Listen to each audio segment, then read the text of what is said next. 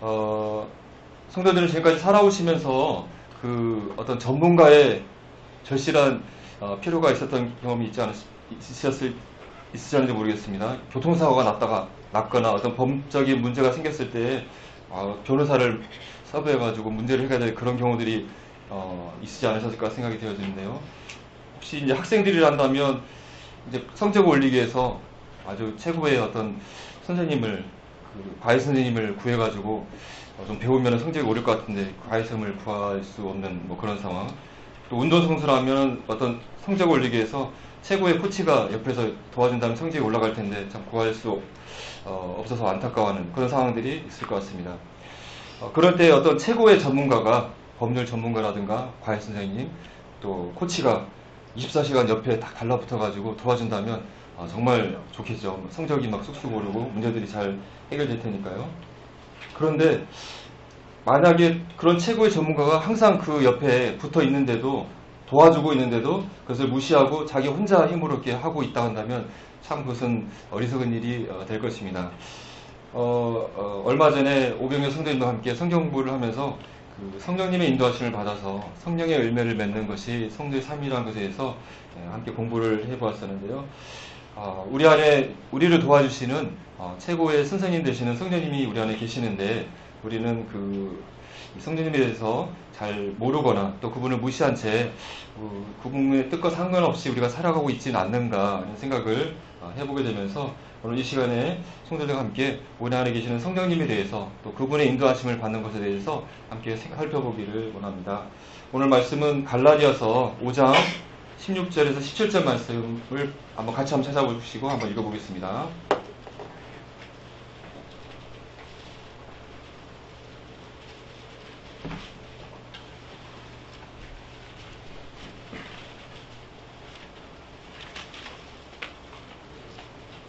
신약성경 309쪽이 될 것 같습니다.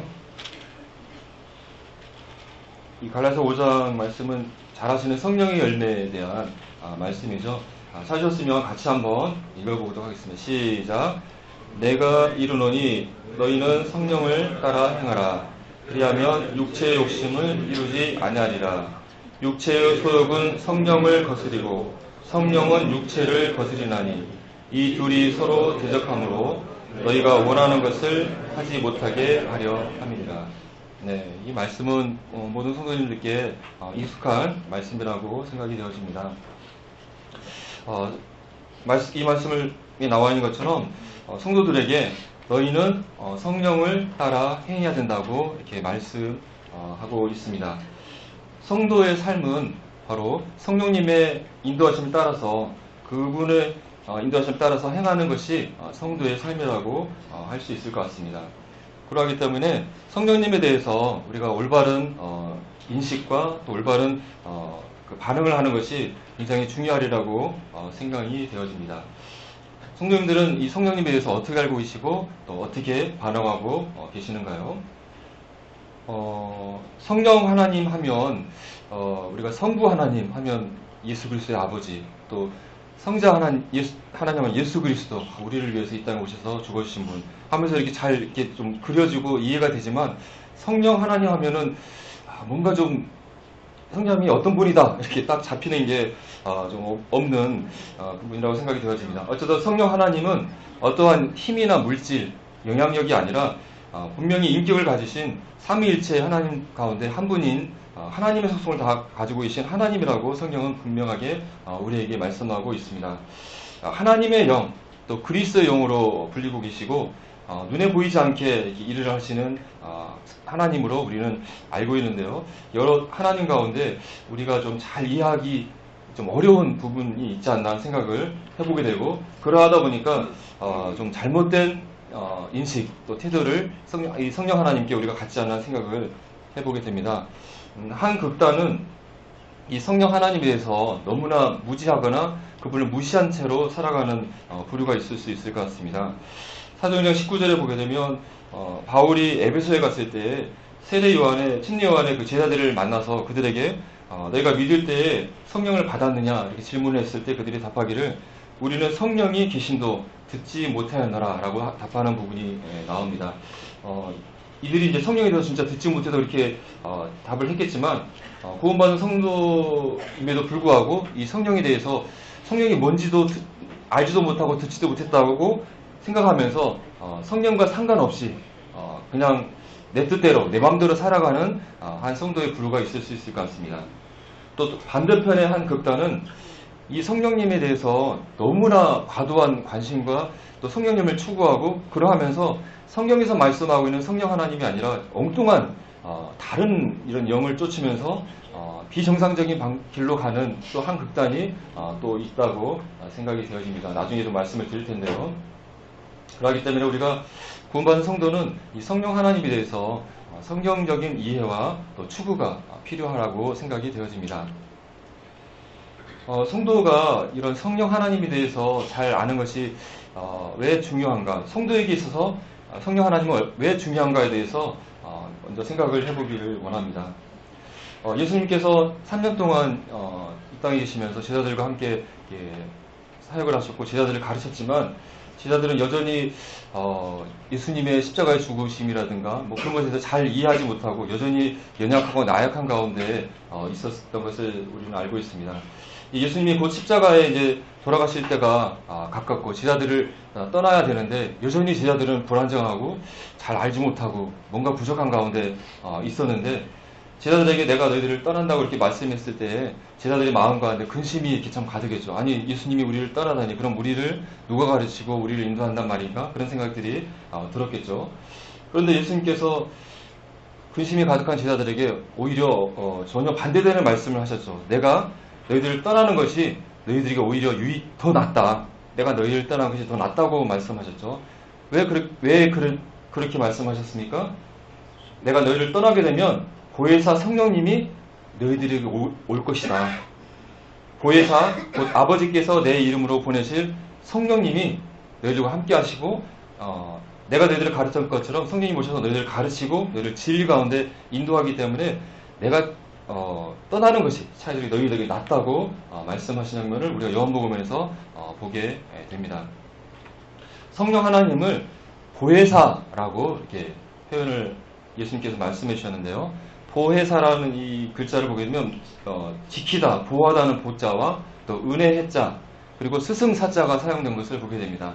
성령 하나님의 그 역할을 잘 알려주는 단어라고 생각이 되어지는데요.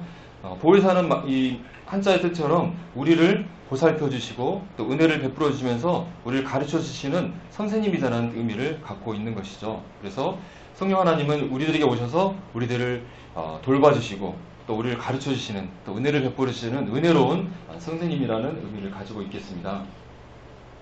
그 헬라어 원어를 보게 되면 파라클레토스라는 단어가 사용되었다고 합니다. 파라클레토스. 파라라는 뜻과 클레토스라는 단어가 합쳐진 건데요.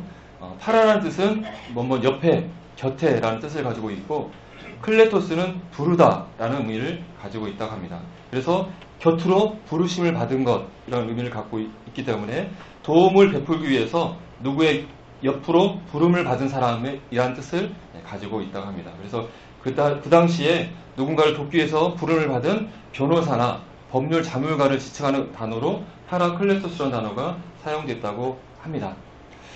또 이 파라클레토스라는 단어는 영어 성경에서는 컴포터, 위로하는 사람, 또 카운셀러라는 단어는 많이 들어보셨죠? 상담하는 분, 또 헬퍼, 돕는 분 이런 단어로 이 보혜사를 영어로 번역하는 것을 볼 수 있었습니다.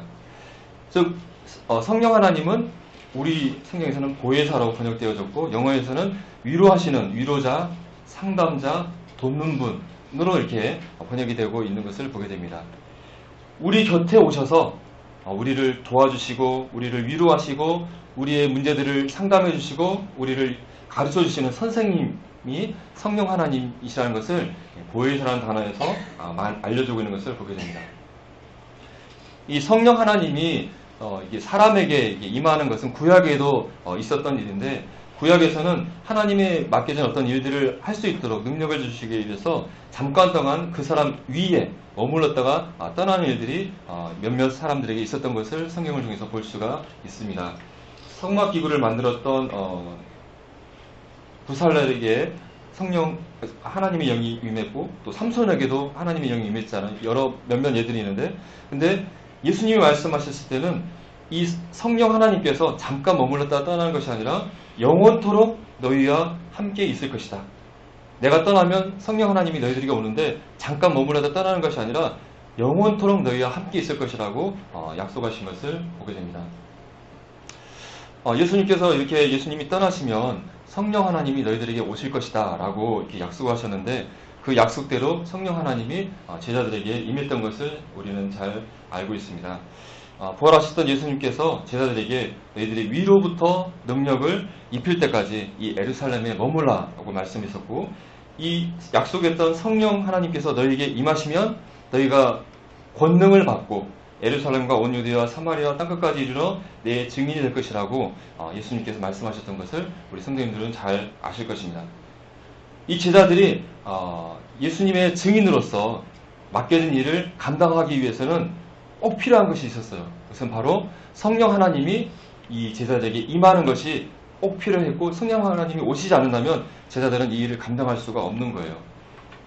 이 성령 하나님이 임했을 때 하나님께서 이 제자들에게 능력을 주셔서 그들이 이 막중한 예수 그리스도를 증거하는 일을 감당할 수 있게 하신다고 약속을 하셨고 실제로 오순절 때 성령 하나님께서 이 제자들에게 임했을 때 그 전까지만 해도 예수님이 돌아가신 이후에 두려움에 떨면서 공포 가운데 나약한 모습을 비춘 제자들이 정말 말씀하신 대로 능력을 입고 두려움 없이 예수 그리스도의 제자로 복음을 전하고 예수님을 증거하고 또 예수님이 행하였던 그런 병 고치는 일이라든가 귀신을 쫓아내는 일이라든가 이런 것들을 행하면서 놀랍게 예수 그리스도의 복음을 증거했던 것을 우리는 말씀을 통해서 잘 알고 있습니다. 그래서 사도행전의 이 제자들의 놀라운 사역은 성령님이 그들에게 임했기 때문에 성령님으로 인해서 가능했던 일이고 그래서 우리 사도행전을 또 성령행전이라고 불리기도 하는 이유가 되겠습니다. 주님의 제자들에게 성령님이 임하지 않았다 한다면 지금 이 시대까지 우리 교회까지 복음이 전하는 일이 아마 이루어지지 않았을 것입니다. 제자들이 주님을 섬기는 데 있어서 성령 하나님이 함께 하시고 성령 하나님의 도움을 입는 것이 너무나 중요한 것이었던 것을 보게 되는데 그러면 그 당시에 초대교회 제자들에게만 성령 하나님이 중요했을까요? 아니죠. 바로 우리들에게도 이 성령 하나님이 함께 하시고 이 성령 하나님의 도움을 받는 것이 성도의 삶에 굉장히 중요하다는 것을 생각해 볼 수가 있겠습니다.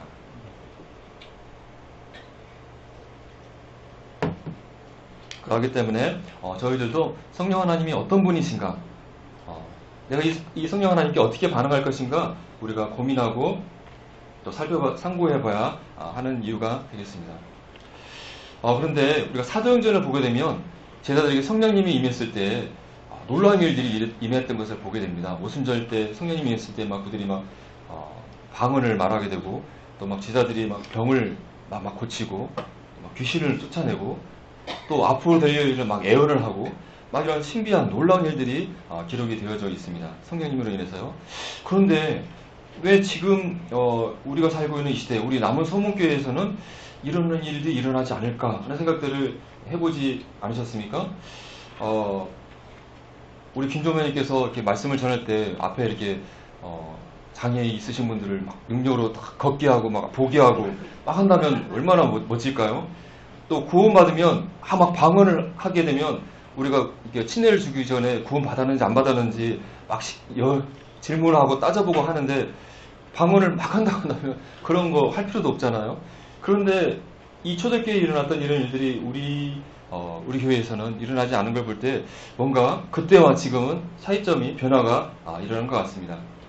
그래서 건전한 성경학자들은 이 오순절 사건과 초대교회에 있었던 이런 성령님의 강력한 역사들 이런 표적과 기사와 관련된 성령님의 은사들은 이 사도들이 예수 그리스도 하나님의 일꾼이라는 것을 증거하기 위해서 또 그들이 전하는 복음과 이 메시지가 하나님으로부터 것이라는 것을 보여주기 위한 강력한 증거로 이것이 사용이 되어졌고 하나님의 말씀 이 신약 성경이 이제 완성된 이후로는 이 성경을 통해서 이제 복음이 증거될 수 있기 때문에 이것을 증거하는 보조적인 이런 표적과 기사는 이제 서서히 사라진 것으로 성경학자들은 분별하고 있습니다. 우리가 사도 바울의 고린도서 13장 말씀을 보게 되면 이와 관련된 말씀을 하고 있는 것을 보게 됩니다. 사랑은 언제까지나 떨어지지 아니하되 애언도 패하고 방언도 그치고 지식도 패하리라. 우리는 부분적으로 알고 부분적으로 애언하니 온전한 것이 올 때에는 부분적으로 하던 것이 패하리라. 온전한 것이 앞으로 오게 될 것이다. 그렇게 되면 부분적으로 하던 것들, 여기서 애언과 방언 이런 것들이 사라지게 될 것을 사도 바울이 말한 것을 보게 됩니다. 여기서 온전한 것이 온다고 얘기하는데 온전한 것이 무엇인가에 대해서 성경학자들은 이것은 바로 하나님의 말씀, 예수 그리스도로 구원받는 하나님의 이 말씀, 계시가 완성되는 것이 온전한 것이라고 이해를 하고 있습니다. 계시록 22장을 보게 되면 성경의 마지막 장을 마무리하면서 누구든지 이것들 외에 더하면 하나님이 이 두루마리에 기록된 재앙을 그에게 더할 것이라고 이렇게 선언하면서 하나님의 계시가 이제 이 계시록 22장을 통해서 이제 마무리됐다는 사실을 선언하고 있지 않습니까? 그래서 우리에게 인류에게 하나님께서 전하실 계시가 이제 계시록을 통해서 완성되면서 이제 온전한 것이 완성된 것으로 이해하게 되고 하나님의 말씀이 또 복음이 이제 성경 말씀을 통해서 기록됨으로써 이제는 이것을 증거하는 증거로 사용되었던 기적과 표적과 관련된 은사들은 이제 사라진 것으로 이해하고 있고 그것이 바른 분별이라고 이해가 되어집니다. 사도 바울이 노후의 사역을 보게 되면 병들었던 동역자들로 인해서 이렇게 마음 아파하는 부분들을 보게 되죠. 병들어서 아팠던 드로비모를 밀레드에 두었다. 또 위장병으로 고생하는 디모데로 고민하면서 포도주를 좀 써봐라. 또 에바브로디도가 병들어 죽게 돼서 참 가슴이 아프다. 이런 표현들을 보게 됩니다. 사도 바울이 수많은 병빙자들을 막 고쳤던 이 기적을 베푸던 사람임에도 불구하고 노후에 이런 아픈 사역자들을 막 기적으로 막 고친 것이 아니라 같이 공감하고 아파하고 힘들어했고 본인 스스로도 눈의 가시로 힘들어했던 것을 보게 되면서 이런 기적, 표적의 은사들은 이제 성경의 완성된 후에 서서히 사라진 것으로 이해를 하고 있습니다. 만약에 성령님에 의한 이런 놀라운 표적과 기사가 지금까지 계속 지속되고 있다면 어떻게 될까요? 정말 좋을까요? 전 개인적으로 있었으면 좋겠다는 생각을 하는데 어쨌든 표적과 기사가 지금까지 있다면 막 말씀 전하면서 안 못 보는 사람이 막 눈을 떠서 막 보고 있고 걷지 못하는 사람이 막 일어나고 중풍병자가 막 걸어다니고 죽은 자가 막 살아나고 이런 일들이 우리 교회에서 일어난다고 하면 어떤 일이 일어나게 될까요?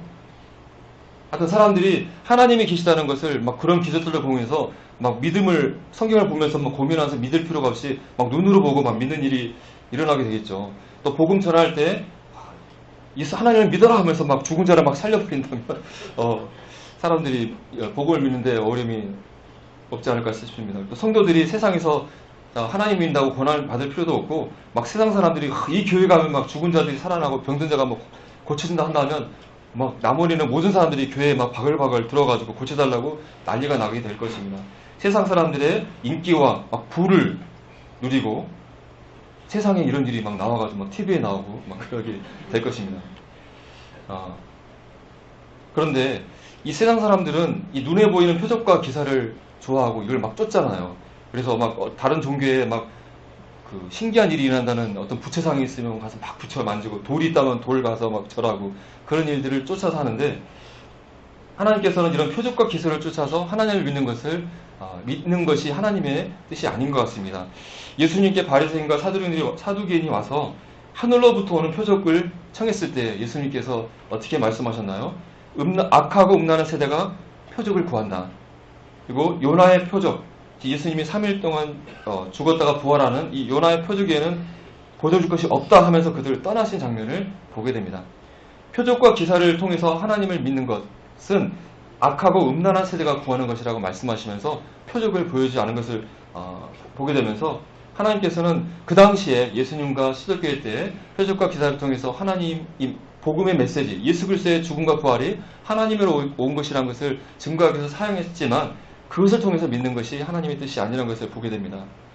사도 바울도 고린도전서 1장 22절에서 하나님께서 전도에 미련한 것으로 믿는 자들을 구원하기를 기뻐하셨다라고 말씀하고 있는 것을 보게 되면서 하나님께서는 표적과 기사가 아니라 이 하나님의 말씀을 통해서 증거되는 이 복음을 듣고 이 복음을 믿고 사람들이 구원받는 것을 하나님께서 기뻐하시고 이것이 하나님께서 우리를 구원하시고 하나님의 백성으로 부르는 하나님의 방법이라고 믿습니다.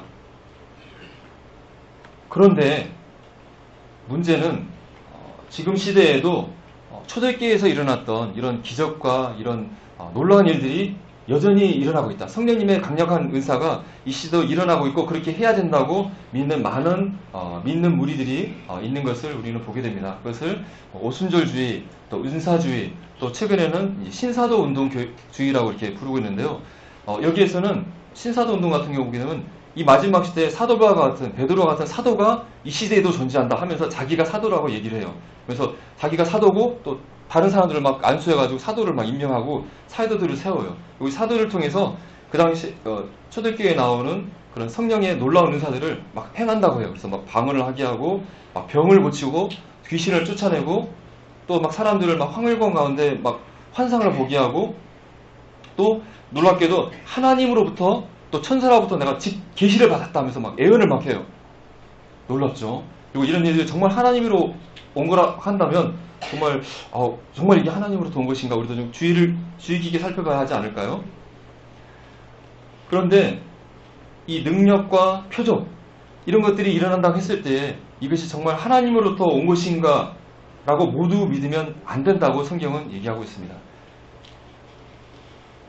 요한일서 4장 1절에 사랑하는 자들아 영을 다 믿지 말고 모두 영들이 하나님께 속하였나 분별하라고 말씀하고 있습니다. 이런 신비한 일들, 기적들 이러한 것들이 하나님으로부터 온 것이 아니라 악한 영들로부터 올 수 있다고 하는 것입니다. 악한 영들, 사탄과 귀신들도 성경에서 말하는 성령님이 행하는 이런 병 고치는 일들, 어떤 특별한 이상한 기적들을 행할 수 있고 실제로 이런 각 나라의 무당과 그런 신들린 자들이 이상한 신비로운 일들을 막 행하지 않습니까? 그래서 마치 하나님이 하는 것처럼 꾸며서 이런 일들을 행할 수 있기 때문에 이들의 영이 하나님으로부터 왔는지를 살펴봐야 된다고 얘기하고 있습니다. 고린도후서 11장을 보게 되면 사단도 자기를 광명의 천사로 가장한다라고 얘기하고 있습니다. 사단의 일꾼들도 자기를 의의 일꾼으로 그리스도의 사당으로 가장한다. 꾸며서 보일 수 있다고 얘기하는 것입니다. 사단과 그에 속한 악한 일꾼은 나 하나님 믿는 사람이야. 나 하나님의 일꾼이야 라고 자신을 거짓으로 꾸며서 거기서 하나님의 일을 하는 것처럼 나타낼 수 있다고 하는 것입니다. 고린도후서 2장 9절 이하에서 악한 자의 임함은 사단의 역사를 따라 모든 능력과 표적과 거짓 기적과 불의의 모든 속임으로 멸망한 자들에게 임한다고 얘기하고 있습니다. 마지막 때에 사단의 역사를 일으켜서 엄청난 능력과 표적과 기적을 사람들에게 행할 것이다 라고 얘기하고 있습니다. 그렇기 때문에 이 마지막 때에 이런 신비한 일들이 일어났을 때 이것이 하나님으로부터 일어났다고 주장한다 할지라도 이것이 정말 하나님으로부터 왔는지 악한 영으로부터 왔는지 우리는 주의 깊게 살펴보고 분별할 필요가 있다고 하는 것입니다. 이런 성령님을 강조하는 교회에서 일어난 집회의 광경들을 볼 때 이것이 정말 하나님으로부터 온 것인가 하고 교회를 갸우뚱거리는 일들이 많이 있는 것을 보게 됩니다. 그 집회를 보게 되면 막 목사가 사람들을 막 만지면 툭툭툭 쓰러지는 막 현상들이 나타나게 되고 막 사람들이 막 몸을 막 떼굴떼굴 바닥을 막 구르고 또 몸을 막 덜덜 막 떨고 막 미친 듯이 계속해서 막 웃어요. 막 웃어요. 이런 현상들이 막 일어나요. 또 막 짐승 막 소리를 막 내요. 그리고 막 이빨이 금이빨로 변했다고 얘기하고 있고 얼굴이나 손에 금가루가 막 뿌려지는 현상들이 나타난다고 얘기해요. 자, 막 미친 듯이 막 몸을 떨고 막 이상한 히히히 막 웃고 금이빨이 되고 금가루가 뿌려지고 이런 현상들을 우리가 성경 말씀에서 살펴볼 수 있습니까? 결코 찾아볼 수가 없는 것이죠. 막 이상한 현상들을 이 집회에서 일어나는 거예요. 성경에서 전혀 기록되지 않은 현상들. 또 제일 중요한 것은 이 성령을 주장하는 이분들이 하나님께 속하였는지 안 하는지를 알기 위해서는 무엇을 살펴보면 가장 확실히 알 수 있을까요? 이들이 전하는 복음이 정말 예수 그리스도의 정말 진실된 복음인가를 살펴볼 때 분별해 볼 수 있겠죠. 근데 이들은 복음을 전하기는 하는데 예수 그리스도 믿고 영원히 구원받는 영원한 속죄를 믿지 않습니다. 이들은 사람이 범죄하거나 실수하면 구원이 취소된다고 가르치고 있고 즉 믿음의 행위를 더해야만 되는 변질된 복음을 전하고 있습니다. 이것만 보더라도 이들의 전하는 이들이 하는 것들이 다른 영일 가능성이 크다는 것을 우리가 생각해 볼 수 있겠죠. 또 이들을 목사들이 하나님께 계시를 받아서 앞날들을 막 예언하는 일들하고 많은 예언들을 막 해요. 막 놀랍죠. 그러면 이 예언들이 하나님으로서 왔다 간다면 어떻게 될까요? 이걸 검증해 봤을 때 예언이 100% 맞으면 이분들은 정말 하나님부터 왔을 수 있겠다 생각해 볼 수 있겠죠. 그럼 이것들을 검증해 보면 어떻을까요? 객관적으로 검증했을 때 맞는 예언이 없다고 하는 것입니다. 대표적인 예언이 트럼프가 재선이 있었죠. 트럼프 재선에 대해서 이 은사주의 교회 목사들이 다 예언했어요. 그냥 예측이 아니라 예언을 했어요. 하나님이 나에게 계시를 줬다 하면서 트럼프가 재선이 당선된다. 근데 어떻게 됐습니까? 당선이 안 됐잖아요. 그래가지고 그때 막 예언했던 사람들이 아유 죄송합니다. 잘못했네요. 사과하는 일까지 일어났어요. 이 하나님께 받은 예언은 몇 % 맞아야지 하나님부터 온 것이라고 인정을 받습니까? 99% 맞더라도 1%가 틀리면 이 계시는 하나님부터 온 것이 아니라고 우리는 분별을 할 수 있는데 수많은 예언들이 다 엉터리라는 것을 우리는 알고 있고 심지어 본인 스스로도 자신들이 한 계시가 사실은 많이 틀려요 라고 인정을 하고 있다고 합니다. 또 기적적인 병고침을 받았다고 하는 사람들을 가서 이용관자들이 정말 병고침을 받았는지 의학적으로 검증을 해봤을 때 한 번도 입증된 적이 없었다고 하는 것입니다. 또 이 은사를 주장하는 사람들은 교파를 떠나서 막 연합을 하고 있는데 그들이 연합하는 또 한 무리가 뭐냐면 천주교예요. 천주교는 성도님도 잘 아시다시피 거기에 진실된 복음이 없다는 걸 우리 다 아는데 천주교와 하나가 되고 있어요. 그리고 천주교에서 이 은사교회에서 하는 똑같은 이런 일들을 천주교에서 하고 있어요. 뭔가 이상하다고 느끼지 않습니까? 구원이 없는 천주교에서 똑같은 이런 은사운동이 일어나고 있고 천주교와 이들이 손을 잡고 우리는 하나야 라고 얘기를 하고 있다고 하는 것입니다. 이런 거 봤을 때 이 성령 은사주의 운동은 좀 문제가 있는 것 같다. 마지막 때에 일어날 사탄을 통해서 일어나는 거짓 기적과 거짓 능력들이 이들을 통해서 일어난 것이 아닌가라고 우리가 정말 두려운 마음을 가지고 분별을 해야 된다고 생각이 되어집니다.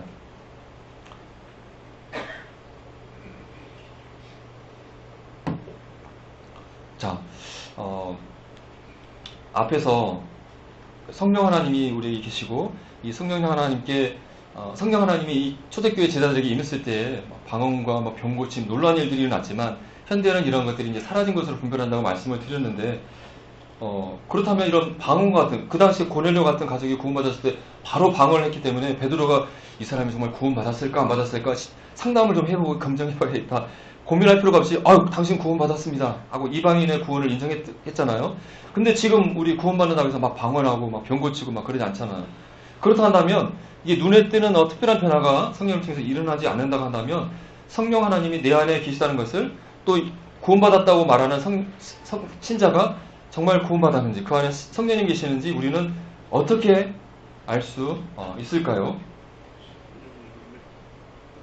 일단은 우리가 예수 그리스도를 성경 말씀을 통해서 복음을 통해서 믿었던 것처럼 또 성경 말씀을 통해서 믿는 자는 그 안에 성령님이 거한다는 그 말씀을 통해서 내 안에 또 믿는 자 안에 성령님이 계시다는 사실을 우리는 믿어야 된다고 생각이 되어집니다.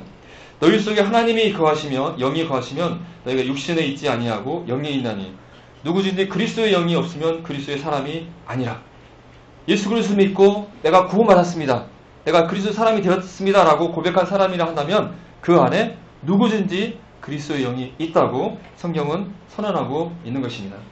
예수님께서 여러 차례 나를 믿는 자는 그 안에 성령을 받을 것이다. 예수님께서 말씀하셨던 것을 보게 됩니다.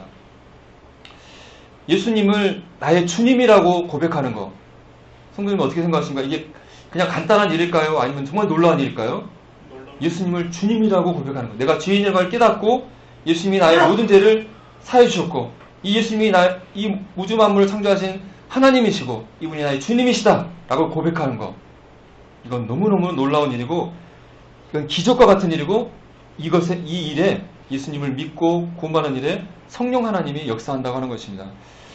고린도전서 12장 3절에 성령으로 아니하고는 누구든지 예수를 주시라 할 수 없느니라. 성령 하나님이 역사하지 않고서는 예수님을 나의 구주로 깨닫고 믿는 일이 일어날 수 없다라고 말씀하고 있는 것입니다. 예수님을 믿고 거듭날 때 물과 성령으로 거듭난다고 요한복음 3장에 말씀하고 있지 않습니까? 에베소 1장 13절에 그 안에서 너희도 진리의 말씀 곧 너희의 구원의 복음을 듣고 그 안에서 또한 믿어. 우리가 진리의 말씀 구원의 복음을 들었어요. 그리고 그 복음을 듣고 깨닫고 믿었어요. 또한 믿으면 어떤 일이 일어난다고 기록하고 있습니까? 약속의 성령으로 인치심을 받는다라고 말씀하고 있습니다. 우리가 구원의 복음을 듣고 그 안에서 그 복음을 믿었을 때, 예수님을 나의 주로 믿었을 때에 거듭났을 때 어떤 일이 일어나냐?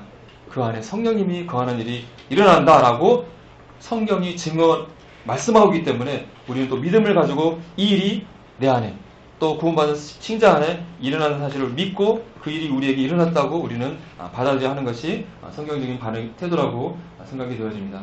고린도전서 3장 16절에 너희는 너희가 하나님의 성전인 것과 하나님의 성령이 너희 안에 거하시는 줄을 알지 못하냐라고 질문하고 묻고 있잖아요. 이 말은 너희가 구원받은 너희는 예수 그리스도를 주로 영접한 너희는 하나님의 성전이다. 그리고 하나님의 성전이 너희 안에 계시다라고 사도 바울이 말하고 있는 것입니다. 이렇게 놀라운 하나님의 성령님이 우리 안에 거하시는데 딱 믿는 순간 뭔가 막 이상한 일이 막 일어나면 좋을 법도 한데 왜 일어나지 않을까 이런 생각을 해보게 됩니다. 그러면서 이렇게 생각을 해봤을 때 귀신에 들린 사람들의 모습을 생각을 해보았습니다. 귀신에 들린 사람들이 성경에도 기록되어 있고 또 여기에는 그런 귀신 들린 분들을 보신 분들이 계실지 모르겠어요. 하여튼 귀신 들린 사람들은 어떻습니까? 눈에 띄는 변화들이 막 일어나지 않습니까? 그 사람의 의지와 상관없이 귀신에 들린 사람들은 그 안에 다른 인격이 막 있는 것을 느끼게 되고 비정상적인 행동들을 하게 되고 병에 걸리기도 하고 정신질환을 앓기도 하고 인격의 변화들이 나타나서 저 사람 비정상이야. 뭔가 그 속에 뭔가 있는 것 같아. 그런 걸 느끼지 않습니까? 이 악한 영들은 비인격적으로 그 사람에 들어가서 그 사람에 영향을 미치고 강제로 그 사람을 종으로 삼아서 그 사람을 강력한 영향을 미쳐서 마음대로 로봇처럼 막 조절하고 그 사람을 피폐하게 만들어서 파괴하는 일을 악한 영들은 하고 있습니다. 근데 하나님의 영, 성령님은 귀신처럼 우리들을 그렇게 할 수 있을까요? 할 수 없을까요? 당연히 하실 수 있겠죠. 근데 성령 하나님께서 그렇게 하실까요? 안 하실까요? 그렇게 하시지 않는 것이죠. 왜냐하면 이 귀신들, 악한 영들은 비인격적인 악한 영들인데 성령 하나님은 자비롭고 은혜로우신 인격적인 하나님이신 거죠. 그럴 때 우리를 인격적으로 대하시고 우리를 로봇처럼 우리를 종처럼 마구잡이로 막 좌지우지하는 분이 아니시라고 하는 것입니다. 아담과 하와에게 아담을 지으시고 그들을 로봇으로 삼지 않고 그들이 정말 하나님을 따르는지 따르지 않는지 선악과를 주시고 그들에게 자유의 의지를 두고 선택하게 하셨잖아요.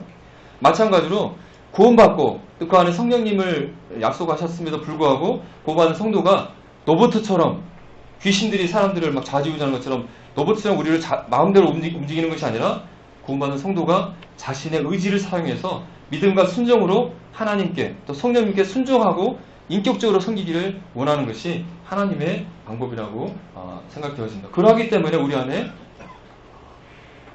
귀신 들린 자에게 나타나는 그런 모습들이 일어나지 않는다고 분별이 되어집니다.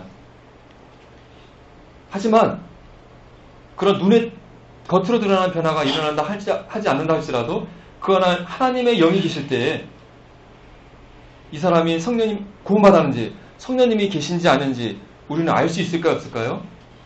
어떻게 생각하십니까? 알 수가 있는 것입니다. 왜냐하면 그 안에 성령님의 역사를 통해서 변화가 일어나기 때문입니다. 바람이 임의로 불매 내가 그 소리는 들어도 어디서 와서 어디로 가는지 알지 못하나니 성령으로 난 사람도 다 그러하니라. 요한복음 8장에서 기록된 말씀이죠. 바람이 눈에 보이지 않지만 바람에 의해서 나무가 움직이고 먼지가 날린 걸 통해서 바람이 부는 걸 아는 것처럼 그 안에 성령님이 가시는 하나님의 사람은 성령님의 역사로 인해서 이 사람 안에 성령님이 역사하고 있구나 하는 사실을 우리는 알게 되는 것입니다. 우리 안에 그 성도 안에 계시는 성령님을 통해서 일어나는 역사들은 어떤 것이 있을까요? 이미 앞에서 말씀드린 것처럼 성령님은 죄인들이 죄인이라는 사실을 깨닫게 해주시고 또 그분에게 예수 그리스도가 모든 죄를 사했다는 사실을 증거해 주시고 예수 그리스도를 주로 믿게 하고 거듭나게 하는 일을 성령님은 하고 계십니다. 여기 앉아 계신 성도님 가운데 내가 죄인이라는 사실을 깨닫고 예수 그리스도가 나의 죄를 사해준 사실을 인정하고 예수 그리스도를 주로 믿으셨다 한다면, 구원받았다 한다면 여러분 안에 성령님이 계시고 성령님이 이미 여러분 가운데 역사하셨던 사실을 믿으시기를 바랍니다. 성령님이 우리 안에 계실 때에 우리 안에 거하시면서 성령이 친히 우리의 영과 더불어 우리가 하나님의 자녀인 것을 증언하신다고 로마서 8장에서 말씀하고 있습니다. 성령님이 우리 안에서 마음을 평안해 주시고 정말 예수님 감사합니다. 내가 예수님 믿고 이제 하나님의 자녀가 되었군요 라고 성령님이 우리 안에 거하시면서 증거해 주고 계시는 것이죠. 성령님이 우리 안에 거하실 때 하나님께서 우리가 하나님의 소유라는 증명하는 의미로 인치시는 것 같다라고 에베소 1장 13절에서 말씀하고 있고 또 고린도서 1장 22절에서 우리 안에 성령님이 계신 것은 하나님이 우리를 구원하신다는 그 약속을 반드시 지킨다는 보증의 의미로 우리 성령님이 계신다고 말씀하고 있습니다. 자, 이제 구원받은 성도 안에 성령님이 거하시면서 성도들에게 어떤 일들을 하실까요? 가장 첫 번째는 하나님의 말씀을 깨닫게 해주는 일을 하십니다. 보혜사에서 사자가 스승이라고 하셨잖아요. 예수님이 제자들에게 성령님이 오실 것을 말씀하시면서 성령님이 하실 일을 소개할 때 그것은 바로 하나님의 말씀을 깨닫고 가르치게 하는 일을 하실 것이라고 말씀하셨던 것을 보게 됩니다. 이 성경을 기록한 분이 누굽니까? 여러 하나님들 성령 하나님이 감동을 주셔서 성경을 기록해 주셨어요. 이 성경을 기록한 분이 성령 하나님이신데 이 성령 하나님이 우리 안에 계셔서 우리에게 성령을 가르쳐 주시고 또 진리 가운데 인도해 주시는 것입니다. 요한복음 16장 13절에서 진리의 성령이 오시면 그가 너희를 모든 진리 가운데로 인도하시리니 그가 스스로 말하지 않고 오직 들은 것을 말하며 장래를 너희에게 알리시리라. 요한복음 14장 26절에서는 그가 너에게 모든 것을 가르치고 내가 너에게 말한 모든 것을 생각나게 할 것이다. 성경을 기록하고 계신 성령 하나님께서 우리 안에 거하시면서 이 성령으로 기록된 하나님 말씀을 읽을 때 이 성경 말씀이 어떤 내용인지를 우리가 가르쳐 깨닫게 해주시고 그 길 가운데 인도하시는 일을 성령 하나님께서 하신다고 하는 것입니다. 이 성경은 영적으로 기록된 성령에 의해서 기록된 것이기 때문에 구원받은 하나님, 성령 하나님이 거하신 사람만이 이 말씀을 읽고 깨달을 수 있다고 하는 것입니다. 세상에 아무리 지혜가 뛰어난 IQ가 좋은 사람일지라도 노벨상을 받은 박사라 할지라도 하나님 말씀을 읽을 때 그 안에 성령님이 거하시면 깨달을 수 없다고 하는 것입니다. 하나님이 영이 거하는 사람만이 영적으로 이 하나님 말씀을 분별할 수 있다라고 고린도전서 2장 12절 이하에서 말씀하고 있습니다. 성도님들, 하나님이 세상을 이처럼 사랑하사 독생자를 주셨으니 이는 그를 믿는 자마다 멸망하지 않고 영생을 얻게 하려 하시니라. 자, 이 말씀의 의미를 잘 아십니까? 잘 아시죠?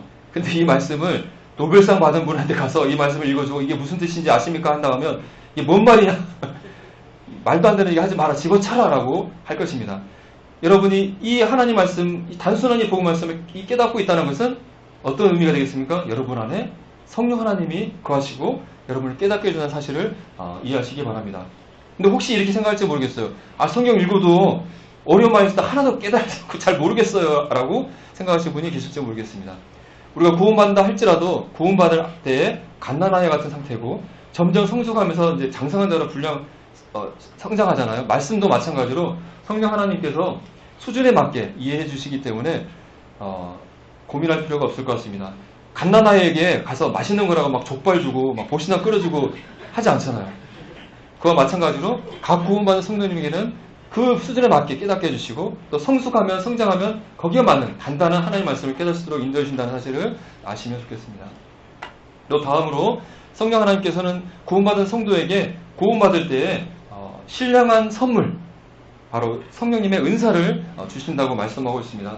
고린도서 12장 또 로마서 12장에서 여러 가지 은사들을 말씀하고 있는데 성도가 구원받았을 때 성령님의 뜻대로 각 사람에게 하나님의 교회를 섬길 특별한 재능과 달란트를 이렇게 주신다고 말씀하고 있죠. 이 성령의 은사에 대해서는 성령들이 말씀 시간을 통해서 들어서 잘 아시리라고 생각되는데, 또 말씀의 은사, 또 믿음의 은사, 또 섬기는 은사, 가르치는 은사, 위로하는 은사, 구제하는 은사, 다스리는 은사, 공유를 베푸는 은사, 다양한 다른 성도들을 섬겨서 교회를 건강하게 하는, 온전하게 세우는 신령한 은사를 성도들에게 성령님이 각각 주신다고 말씀하고 있습니다.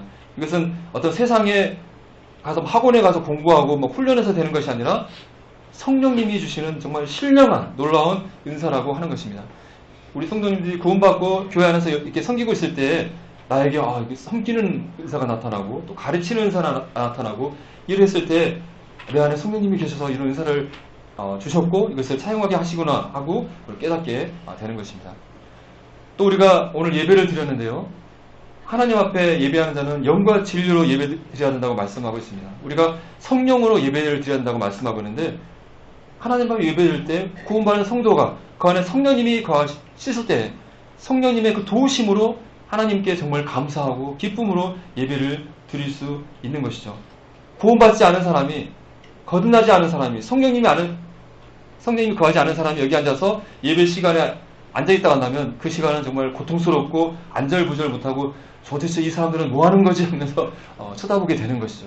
하지만 우리 성도님들이 오늘 예배 시간에 앉아서 감사드리고 찬양드리고 그럴 때 마음에 기쁨과 감사가 있고 하나님 앞에 예배가 드렸다 한다면 여러분 안에 성령 하나님이 계시다는 사실을 믿으시면 인정하시면 좋을 것 같습니다.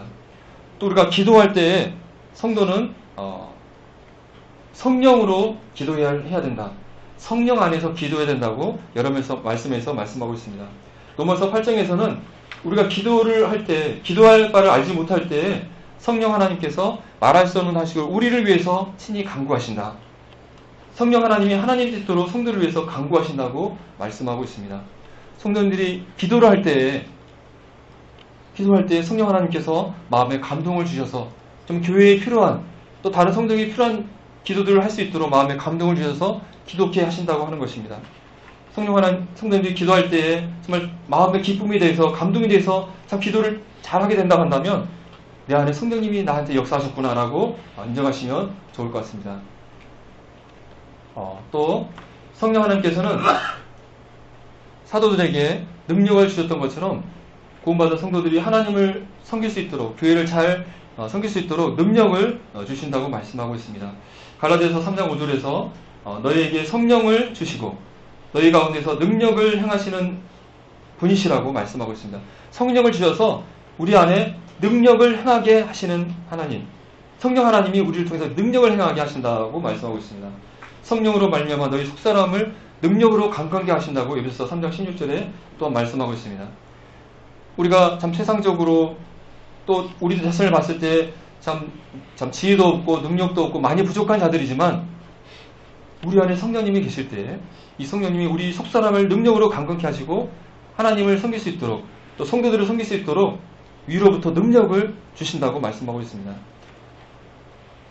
그 예수님의 제자들이 세상적으로 지식이 많고 지혜가 많고 능력이 많아서 그 놀라운 일들을 행했던 것이 아니라 그 안에 성령 하나님이 계셨기 때문에, 성령 하나님이 능력과 권능을 그들에게 주셨기 때문에 놀랍게 하나님이 일을 했던 것처럼 하나님의 자녀들에게, 성도들에게 거하시는 성령 하나님이 놀라운 분이시기 때문에 우리들을 통해서 놀라운 일들을 행하게 하시는 것입니다. 다음으로 이 성령 하나님이 우리 안에 계심으로 인해서 성령의 열매가 맺히게 한다고 말씀하고 있습니다. 갈라디아서 5장 우리가 읽었던 말씀 뒤편에 성령의 열매가 쭉 나오지 않습니까? 사랑과 희락과 화평과 오래 참음과 자비와 양성과 충성과 온유와 절제, 이런 것들은 예수 그리스도에게 나타나는 예수 그리스도의 형상과 예수 그리스도의 성품이지 않습니까? 우리가 구원받기 전에는 이런 것과 전혀 반대되는 사단에게 속한 온갖 악한 것들이 우리 안에 드글드글 했던 것이죠. 이 뒷부분에 보면 육체의 일은 이어갔다고 하면서 쭉 말씀한 내용들이 나오잖아요. 음행과 더러운 것, 호색, 우상숭배, 주술, 원수 맺는 것, 분쟁과 시기와 분냄, 당지는 것, 분열함과 이단, 투기, 술 취함, 방탕함, 온갖 이런 것들이 우리들의 것이었고 우리들에게서 온갖 이런 악한 것들이 드러났었는데 구원받고 주님을 섬기고 열심히 주님을 섬기면서 배우다 보니 우리에게 예수 그리스도의 모습들이 조금씩 나타나게 되는 것이죠. 고린도후서 3장 18절에 우리가 주의 영광을 보매 그와 같은 형상으로 변화하여 영광에서 영광을 이르니 곧 주의 영으로 말미암음이니라. 우리 안에 계시는 성령님의 역사로 말미암아 우리들의 모습들이 예수 그리스도의 형상으로 닮아가게 되고 육체의 그런 악한 일들이 아니라 성령님의 열매, 예수 그리스도의 그런 성품들이 우리 가운데 하나씩 드러나게 될 때 우리 안에 성령님이 계셔서 우리를 통해서 역사하고 계시구나라고 알게 되는 것입니다. 지금까지 우리 안에 성령 하나님이 계시다는 사실, 우리 안에 계시다는 증거들을 살펴보았습니다. 이제 본문으로 들어가서 갈라디아서 5장 16절 이하를 보게 되면 너희는 성령을 따라 행하라고 말씀하고 있습니다. 우리 안에 성령님이 거하시는데 이 성령님을 따라서 너희가 살아야 된다. 이것이 바로 성도의 삶이라고 성령을 말씀하고 있는 것이죠. 그런데 우리가 성령을 따라 행할 데 있어서 먼저 알았으면 하는 것이 성령님을 따라 살아가는 것을 방해하는 것이 있다고 하는 것입니다. 17절 보게 되면 육체의 소욕은 성령을 거스리고 성령은 육체를 거스리나니 이 둘이 서로 대적한다 라고 말씀하고 있습니다. 우리 안에 성령님이 거하셔서 성령을 따라서 살 수 있도록 되었지만 우리 안에는 옛사람, 땅에 있는 지체, 육체의 소욕이 그대로 남아있어서 성령님을 따라 살아가는 것을 방해하고 있다고 말하고 있습니다. 그래서 우리가 성령을 따라 살 수도 있고 반대로 육체의 소욕대로 살 수 있음을 말하고 있습니다. 그래서 우리가 성령님의 인도를 무시하고 육체의 소욕대로 살아가게 될 때 성령님을 근심하게 하는 것이라고 에베소 4장 30절에 말씀하고 있고 우리가 이 육체의 소욕을 따라 막 살아가게 될 때 성령을 소멸하게 될 수 있다고 데살로니가서 5장 19절에 말씀하고 있습니다.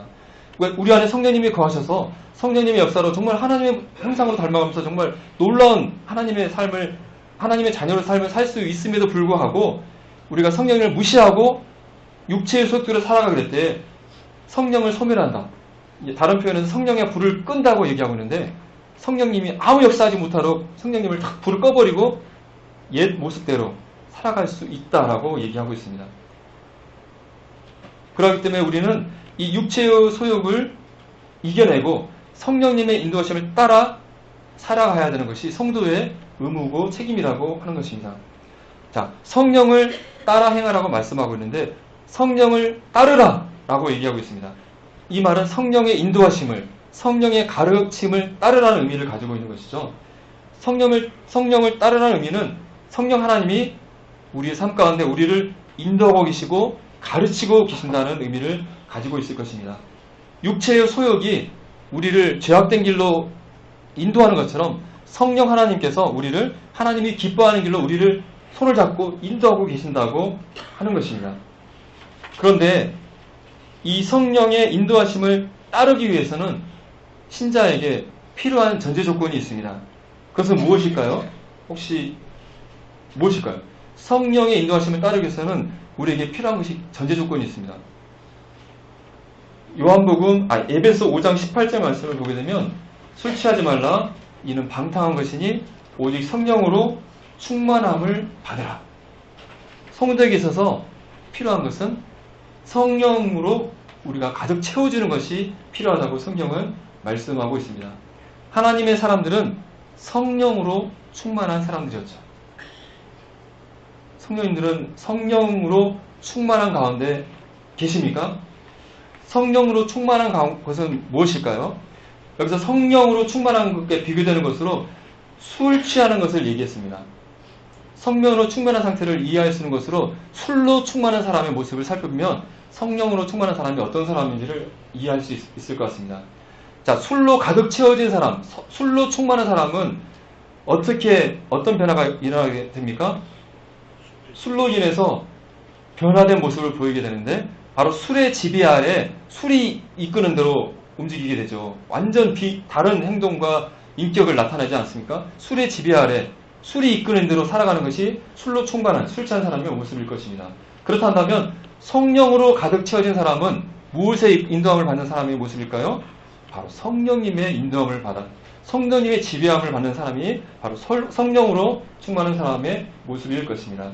성령님이 나를 온전히 주장하시고 인도하는 상태, 성령 하나님이 나의 주인이시고 나를 인도하시도록 그분을 인정하고 내 자신을 내어드린 상태가 성령님으로 충만한 상태가 될 것입니다. 성령으로 충만한 것은 상당히 좀 애매한 잘 이해가 안 되는 부분이 있을 수 있는데, 성경은 구체적으로 성령이 충만한 상태가 이것이다라고 알려주고 있습니다. 골로새서 3장 16절을 보게 되면 그리스도의 말씀이 너희 속에 풍성히 거하여 하면서 쭉 말씀이 나오게 되면서 성령으로 충만한 것과 동일한 결과를 가져오는 것이 그리스도의 말씀이 너희 안에 풍성히 거하는 것이라고 말씀하고 있습니다. 성령으로 충만한 상태는 바로 하나님의 말씀, 그리스도의 말씀이 우리 안에 풍성히 거하는 상태가 성령님으로 충만한 상태라는 것을 이 말씀을 통해서 알 수 있습니다. 이 하나님의 말씀은 바로 성령님이 지으신 것이고 성령 하나님은 이 말씀으로 역사하신 분이기 때문에 하나님의 말씀이 우리 안에 가득 채워져 있을 때 그것이 바로 성령님이 충만한 상태고 성령님이 일할 수 있는 상태가 되는 것입니다. 또 성령으로 충만하기 위해서는 어떤 그릇에 무엇을 채우기 위해서는 그 그릇을 채우고 있는 더러운 것들을 깨끗이 비워야만 채울 수 있잖아요. 바로 앞에서 말씀드린 것처럼 우리 안에는 옛 모습, 옛 육신, 불순종과 반복되는 죄악 이런 것들을 우리가 버리고 깨끗이 하는 과정이 먼저 있어야 할 것입니다.